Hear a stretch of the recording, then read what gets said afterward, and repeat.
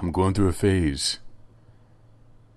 very special phase, where I am drawing a lot of octopus tendrils, dabbling in mollusks and other sea creatures, which you will see in this very special video. A little bit of octopus action you're gonna see. This is I think that's the second. That's a continuation of a page I showed in a previous video, but on the next page, I started with a sort of tired-looking guy. This was filmed on a Saturday, and I think I remember the guy. He was leaning back, and he had his head. The back of his head was propped up against a wall, and he just looked. His shirt was kind of soggy. He had a white shirt on. And he looked so fucking tired. Like he had just got off work or something like that. Or he could have been heading to a party or an event or anything, but he just looked kind of exhausted. And that's always my favorite kind of subject. Anyone who seems kind of mellow, tired. I'm not into drawing very happy, excited people, but it's hard. It's hard to draw someone who's happy or smiling because that sort of thing is tough to capture. Smiles are hard to hold for more than 20 seconds. 20 seconds is probably much too long. Try and hold a smile for a long time. Hold a smile for the rest of this video. Let's see if you can do it. Smile. Start smiling right now. Go ahead, do it. I know at least one of you will do it. We'll see if you're holding it by the end of this thing. About 2 minutes in, so you'll be holding it for 6 minutes. Let's see if you do. If you do, you'll get a prize.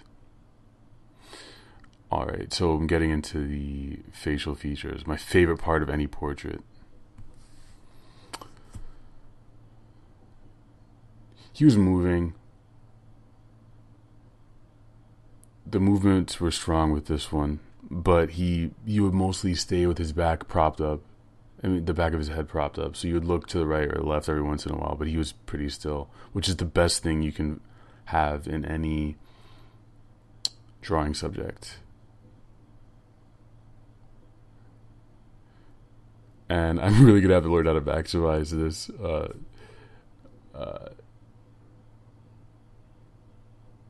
The view on this thing, because you got all that negative space in the upper left that I do not like.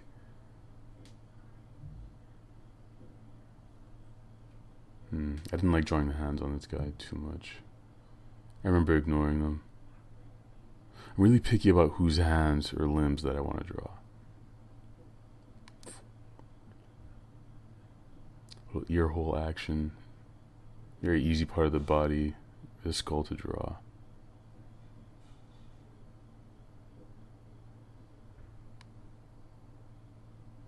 This guy was also fun to shade. Get to practice my cross hatching a little bit. For this, I'm using a 0.5 millimeter 2B pencil, 2B mechanical that I bought in Japan, but it's not special at all. This could have been a Bic, anything like that.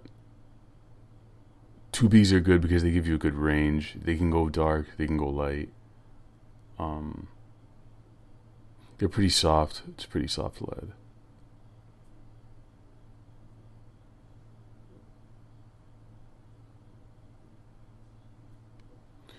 I'm coming in with his left shoulder.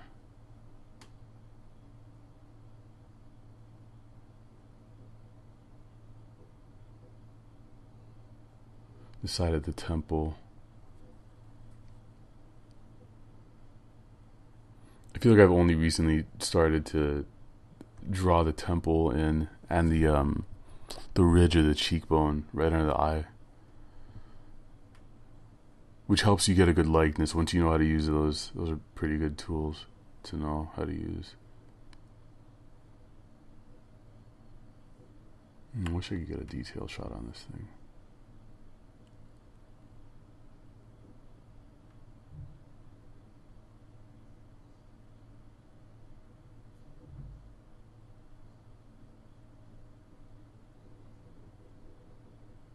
Very simple clothing on him.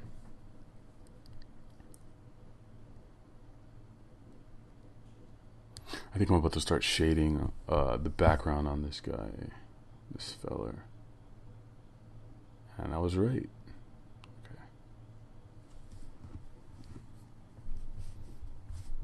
This drawing was actually done right after the previous Metro sketch video I posted up. And here is where we're gonna start coming in with the octopus thing. Are you still smiling? Smiling people? Keep smiling. Don't lose that smile. Some octopi tentacles. Very cartoony style, but it's there. Those limbs. I like drawing long, thin, wormy-like tendrils, even if they don't have little pods on them, little feelers. But drawing the feelers is a really fun part too. You can do a little circle with a dot in it, and you got yourself a little apparatus for grabbing things.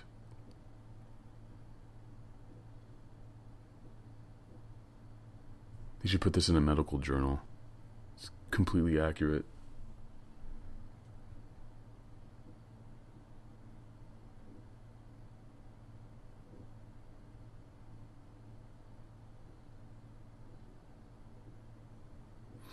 And connecting a little bit of the background image.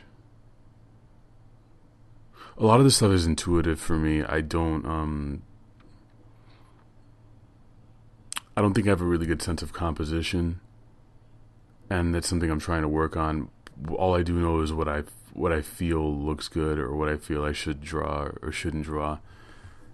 And I do know your taste is developed from things that you've experienced before. So even if you think that you're doing things intuitively, you're probably implementing some sort of standard principles of composition anyway. Whether you're doing music, writing, all that stuff. Which is sort of a good thing and a bad thing to think about. Because then you get into the whole idea of whether or not an idea is original. You know what I'm saying?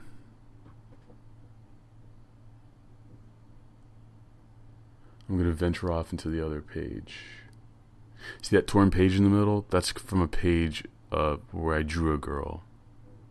I drew a girl that I met in the street, and I gave it to her, and I don't even remember now what she looked like, or even, wow, who was she? Let me see if I can remember.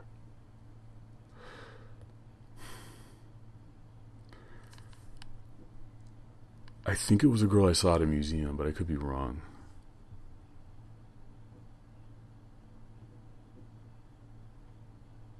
No, it was this girl I met who was a grad student, and she talked a lot about being in grad school.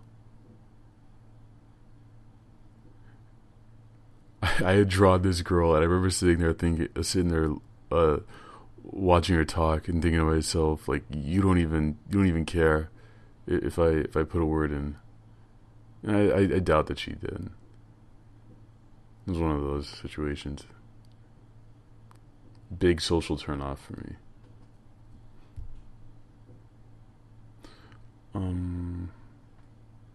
So 2 more tentacles. This one on the bottom is even less anatomically correct than the other ones on the left, because it almost has like machine parts and dials in it. Dials and twisty things. In the next video, I'll show you what came of this drawing. It got really weird. Well, spoiler alert. Alright, you can stop smiling now, you fool. You fools. I like this drawing a lot, and I look forward to seeing you guys in the next one. Comment, let me know what you want me to draw. I have some really cool stuff coming up. And I will see you next time.